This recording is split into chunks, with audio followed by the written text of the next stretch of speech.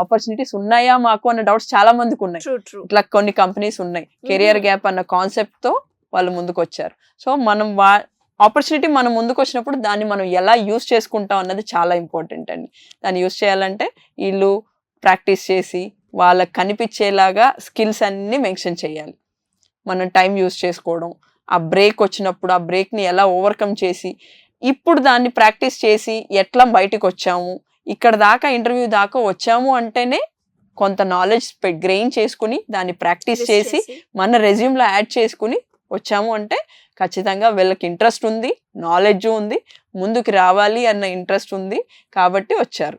So అక్కడ recruitment team కూడా ఒక కాన్ఫిడెన్స్ వస్తుంది, వీళ్ళు ఇక్కడ దాకా వచ్చారంటే వీళ్ళ దగ్గర పొటెన్షియల్ ఉంది, తీసుకుంటే మన కంపెనీకి 100% హెల్ప్ అవుతుంది అన్న కాన్ఫిడెన్స్ వస్తుంది.